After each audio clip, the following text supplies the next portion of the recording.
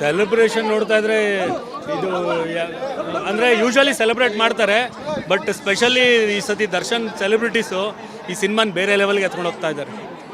ತುಂಬ ಖುಷಿ ಆಗುತ್ತೆ ನೋಡ್ತಾ ಇದ್ರೆ ಅದೆಲ್ಲ. ನಾನು ಸೋಷಿಯಲ್ ಮೀಡಿಯಾ ಓಪನ್ ಮಾಡಿದಾಗೆಲ್ಲ ಬರೀ ಅದರದೇ ವೀಡಿಯೋಸ್ ನೋಡ್ತಾ ಇದ್ದೀನಿ ನಾನು. ಇನ್ನು ಬೇರೆ ಏನು ನಡೀತಾ ಇಲ್ಲ ಪ್ರಪಂಚದಲ್ಲಿ ಅನ್ಸಕ್ಕೆ ಸ್ಟಾರ್ಟ್ ಆಗ್ಬಿಟ್ಟಿದೆ. ನಿಮ್ಗೆ ಏನು ಅನಿಸ್ತು? ರಿಪೋರ್ಟ್ ಏನು ಬಂತು ಸರ್? ತುಂಬ ಚೆನ್ನಾಗಿದೆ ಅಂತ ಹೇಳಿದ್ರು. ತುಂಬ ಖುಷಿ ಪಡ್ತಾ ಇದ್ದಾರೆ, ಎಂಜಾಯ್ ಮಾಡ್ತಾರೆ. ಅವ್ರಿಗೆ 2 ಕ್ಯಾರೆಕ್ಟ್ರೂ ಸಪ್ರೇಷನ್ ತುಂಬ ಚೆನ್ನಾಗಿ ಆ್ಯಕ್ಟ್ ಮಾಡಿದ್ದಾರೆ ದರ್ಶನ್ ಅಂತಿದ್ರು. ಆ್ಯಂಡ್ ಕಾಮಿಡಿ ಎಂಜಾಯ್ ಮಾಡ್ತಿದ್ದಾರೆ. ಸೊ ಈಗ ನಾನು ನೋಡ್ಬಿಟ್ಟು ಡಿಸೈಡ್ ಮಾಡೋಕೆ ಏನು ಅವ್ರು ಹೇಳ್ತಾರೆ ನಿಜಾನ ಸುಳ್ಳು ಅಂತ.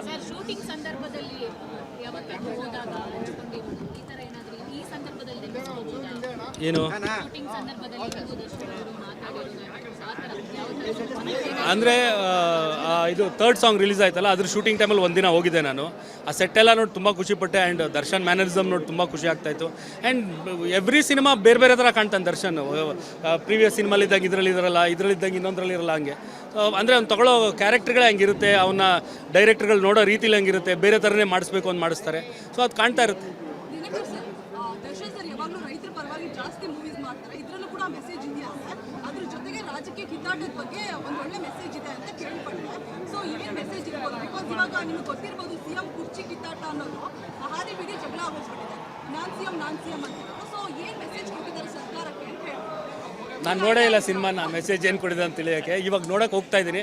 ನೋಡಾದ್ಮೇಲೆ ಬನ್ನಿ ಅವಾಗ ಆನ್ಸರ್ ಮಾಡ್ತೀನಿ ಇದಕ್ಕೆ. ನವಗ್ರಹದಲ್ಲಿ ಒಂದು ನೆಗೆಟಿವ್ ಶೇಡಲ್ಲೂ ಒಬ್ಬ ಹೀರೋನ ಈ ಥರ ತೋರಿಸ್ಬೋದು ಅಂತ ತೋರಿಸಿದ್ವಿ. ಸೊ ಇಲ್ಲೂ ಕೂಡ 2 ಕ್ಯಾರೆಕ್ಟ್ರು. ಸೊ ಆ ಫ್ಯಾನ್ಸ್ಗಳಿಗೆ ಒಂದು ಬೇರೆ ಲೆವೆಲ್ಲು ಎಂಟರ್ಟೈನ್ಮೆಂಟ್ ಅಂತ ಹೇಳ್ತಿದ್ದಾರೆ. ಅಂದರೆ ಯೂಶ್ವಲಿ ಏನಾಗುತ್ತೆ, ಒಬ್ಬ ಆ್ಯಕ್ಟ್ರಿಗೆ ಪಾಸಿಟಿವ್ ಕ್ಯಾರೆಕ್ಟ್ರಲ್ಲಿ ತುಂಬ ವೇರಿಯೇಷನ್ ತೋರ್ಸೋಕ್ಕಾಗಲ್ಲ, ನೆಗೆಟಿವ್ ಕ್ಯಾರೆಕ್ಟ್ರಲ್ಲೇ ತೋರ್ಸೋಕೆ ಇಷ್ಟ. ಆ್ಯಂಡ್ ದರ್ಶನ್ ಅವರು ತುಂಬ ಇಷ್ಟ ಇರೋದೇ ಅವ್ರಿಗೆ ನೆಗೆಟಿವ್ ಕ್ಯಾರೆಕ್ಟರ್ ಪ್ಲೇ ಮಾಡಬೇಕಂತ.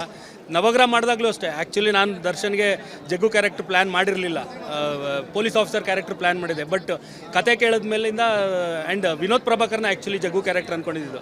ಬಟ್ ಕತೆ ಕೇಳಿದ್ಮೇಲೆ ವಿನೋದ್ ಪ್ರಭಾಕರ್ಗೆ ಭಯ ಆಗೋಯ್ತು, ನೆಗೆಟಿವಾ ಅಂತ ಹೇಳಿದ್ರು. ಬಟ್ ಅಲ್ಲೇ ದರ್ಶನ್ ಕೂತು ನಾನು ಮಾಡ್ತೀನಿ ಅಂತ ಹಂಗೆ ಆ ಸಿನಿಮಾಲಿ ಮಾಡಿದ್ದು.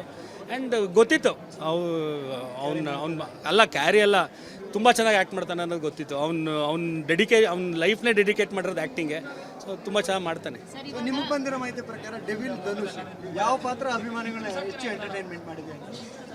ಸರ್ 2 ಎಂಜಾಯ್ ಮಾಡ್ತಾರೆ ಸರ್. ಈಗ ಈ ಕ್ಯಾರೆಕ್ಟ್ರಲ್ಲಿ ನೋಡಿದಾಗ ಬಟ್ ನನಗೆ ಬಂದಿದ್ದೇನು ಅಂದರೆ 2 ಬೇರೆ ಬೇರೆ ದರ್ಶನ್ ಆ್ಯಕ್ಟ್ ಮಾಡಿದ್ದಾರೆ ಅಂತ ಅನಿಸ್ತಾ ಇತ್ತು. ಒಂದೇ ದರ್ಶನ್ 2 ಮಾಡಿದ್ದಾರೆ ಅಂತ ಅನ್ನಿಸ್ತಾ ಇರಲಿಲ್ಲ ಅಂದರು.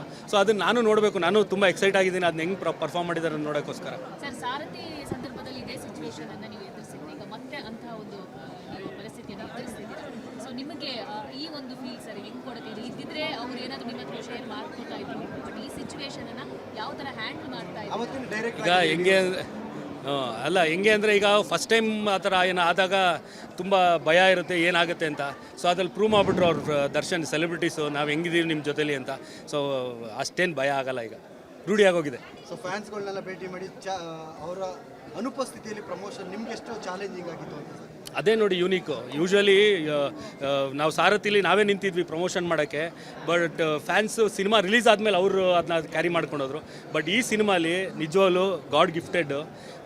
ಫಸ್ಟಿಂದಾನೇ ಅವರೇ ಕ್ಯಾರಿ ಮಾಡ್ತಾ ಹೋಗ್ತಾರೆ. ಇಲ್ಲಿ ಯಾರೂ ಬೇಕಾಗಿಲ್ಲ, ದರ್ಶನೂ ಬೇಕಾಗಿಲ್ಲ, ಆ ಸಿನಿಮಾ ಡೈರೆಕ್ಟ್ರು ಬೇಕಾಗಿಲ್ಲ, ಹೀರೋಯಿನೂ ಬೇಕಾಗಿಲ್ಲ, ಆ ಸಿನಿಮಾಲಿ ಆ್ಯಕ್ಟ್ ಮಾಡಿರೋ ಟೆಕ್ನಿಷಿಯನ್ಸ್ ಬೇಕಾಗಿಲ್ಲ, ಆ್ಯಕ್ಟರ್ಸ್ ಬೇಕಾಗಿಲ್ಲ. ಅವರು ಸೆಲೆಬ್ರಿಟೀಸೇ ಅದನ್ನ ಕ್ಯಾರಿ ಮಾಡ್ತಾರೆ, ಅವರೇ ಪ್ರಮೋಟ್ ಮಾಡ್ತಾರೆ. ಅದೇ ನಾನು ನಿಮ್ಗೆ ಹೇಳೋದಲ್ಲ, ಫೇಸ್ಬುಕ್ ಓಪನ್ ಮಾಡಿದ್ರೆ ಬರೀ ಅದೇ ಯಾವುದ್ಯಾವುದೋ ಮೂಲೆಯಲ್ಲಿರೋ ಥಿಯೇಟ್ರಲ್ಲೂ ಅವ್ರು ಬಿಡ್ತಾ ಇಲ್ಲ. ಸೊ ಅವ್ರು ತೊಗೊಂಡೋಗ್ತಾರೆ, ಅವ್ರು ಹೇಳಿದ್ದಾರೆ ನಾವಿದ್ದೀವಿ, ನಾವು ತೊಗೊಂಡೋಗ್ತೀವಿ ಸಿನಿಮಾನ ಅಂತ. ಸೊ ಅದನ್ನ ಪ್ರೂವ್ ಮಾಡ್ತಾ ಇದ್ದಾರೆ ಅವರು. ಸರ್, ಯಾವಾಗ ರೀಸೆಂಟ್ ಆಗಿ ದರ್ಶನ್ ಭೇಟಿ ಆಗಿದ್ದು ಜೈಲಲ್ಲಿ, ಆ ಸಂದರ್ಭದಲ್ಲಿ ಸಿನಿಮಾ ಬಗ್ಗೆ ಏನಾದರೂ ಮಾತಾಡಿದ್ರಾ? ರಿಲೀಸ್ಗಿಂತ ಮುಂಚೆ ಏನಾದರೂ ಭೇಟಿ ಆಗಿದ್ದು? ಏನಿಲ್ಲ, ಅವ್ನು ಕಾನ್ಫಿಡೆಂಟ್ ಆಗಿದ್ದ. ಅಂದರೆ 2 ವೀಕ್ಸ್ ಬ್ಯಾಕ್ ನಾನು ಮೀಟ್ ಮಾಡಿದೆ ಫ್ರೈಡೇ. ಅವಾಗ ಅವ್ನು ತುಂಬ ಕಾನ್ಫಿಡೆಂಟ್ ಆಗಿದ್ದ. ಇಲ್ಲ ಬಿಡೋ, ನಾನು ಸೆಲೆಬ್ರಿಟೀಸ್ ಇರ್ತಾರೆ ನೋಡ್ಕೋತಾರೆ ಅಂತ ಆ ಕಾನ್ಫಿಡೆನ್ಸಲ್ಲಿದ್ದಾನೆ. ಅವನು ಎಲ್ಲೂ ಕುಗ್ಗೋಗಿಲ್ಲ. ಸುಮ್ಮನೆ ಅದೆಲ್ಲ ಯಾವುದ್ಯಾವ್ದು ಮೀಡಿಯಲ್ಲಿ ಬರ್ತಾ ಇದೆಯೋ ಗೊತ್ತಿಲ್ಲ, ತುಂಬ ಕುಗ್ಗೋಗಿದ್ದಾನೆ, ಹಂಗೆ ಅವ್ನು ತುಂಬ ಕಾನ್ಫಿಡೆಂಟ್ ಪರ್ಸನ್ನು. ಅವ್ನು ತುಂಬ ಕಾನ್ಫಿಡೆಂಟ್ ಆಗಿದ್ದಾನೆ. ಏನು ಕಾನ್ಫಿಡೆನ್ಸ್ ಅಂದರೆ ಅವ್ನು ಸೆಲೆಬ್ರಿಟೀಸ್ ಇದ್ದಾರೆ ಅವನ ಹಿಂದೆ, ದೊಡ್ಡ ದಂಡೆ ಇದೆ ಅಲ್ಲಿ. ದುಬೈ ರೀಚ್ ಬಗ್ಗೆ ಏನಾದರೂ ಹೇಳ್ತೀರಾ ಸರ್? ಒಂದು 22 ಬೇರೆ ಬೇರೆ ದೇಶಗಳು ಗೊತ್ತಿಲ್ಲ ನಂಗೆ. ನೀವು ಹೇಳಿದ್ಮೇಲೆ ನನಗೆ ಗೊತ್ತಾಗ್ತಿರೋದು. ಪ್ರಕಾಶ್ ಅವ್ರ ಹತ್ರ ಇದ್ರ ಬಗ್ಗೆ ನಾನು ಮಾತಾಡಿಲ್ಲ. ಇವತ್ತು ಈವ್ನಿಂಗ್ ಸಿಗ್ತಾ ಇದ್ದಾರೆ, ಅವಾಗೆಲ್ಲ ಫುಲ್ ಡೀಟೇಲ್ ತಿಳ್ಕೊತೀನಿ. ಆಮೇಲಿಂದ ಬೇಕಾದ್ರೆ ಅದ್ರ ಬಗ್ಗೆ ಎಲ್ಲ ಆನ್ಸರ್ ಮಾಡ್ಬೋದು. ದರ್ಶನ್ ಅವ್ರ ಪರವಾಗಿ ಡೆವಿಲ್ ಸಿನಿಮಾನ ನೋಡ್ತಿರುವಂಥವ್ರ ಅಭಿಮಾನಿಗಳಿಗೆ ಏನು ಹೇಳ್ತೀರಾ ಸರ್? ಏನಿಲ್ಲ, ಈಗ 2 ಕೈ ನೆತ್ತಿ ಕೈ ಮುಗಿಬೇಕಷ್ಟೇ ಅವ್ರು ಮಾಡ್ತಿರೋ ಈ ಸಪೋರ್ಟ್ಗೆ. ಆ್ಯಂಡ್ ತುಂಬ ಥ್ಯಾಂಕ್ಸ್. ಆ್ಯಂಡ್ ನೀವೆಲ್ಲ ಹೇಳಿದ್ರಿ ನಾವು ಕ್ಯಾರಿ ಮಾಡ್ತೀವಿ ಸಿನಿಮಾನ ಅಂತ, ಮಾಡ್ತಾ ಇದ್ದೀರಾ.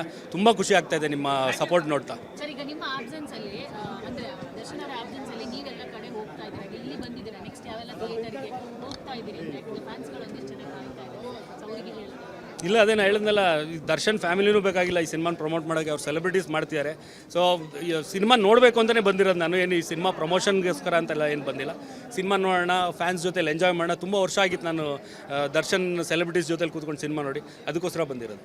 Thank you sir. Thank you. ಸ್ವಾದಿಷ್ಟತೆಯ ಸ್ವಾದ, ತಾಜಾತನದ ಆಹ್ಲಾದ, ಉತ್ತಮ ಆರೋಗ್ಯ ಮತ್ತು ಹೆಚ್ಚಿನ ರೋಗ ನಿರೋಧಕ ಶಕ್ತಿಯ ವೃದ್ಧಿಗೆ ಈಗ ನಿಮಗೆ ಸಿಗುತ್ತಿದೆ ಉತ್ತಮ ಗುಣಮಟ್ಟದ ಪೌಷ್ಟಿಕಾಂಶ. Shri Vaidik millet health mix, ಇದು ಸಿರಿಧಾನ್ಯಗಳ ಸಂಪತ್ತು.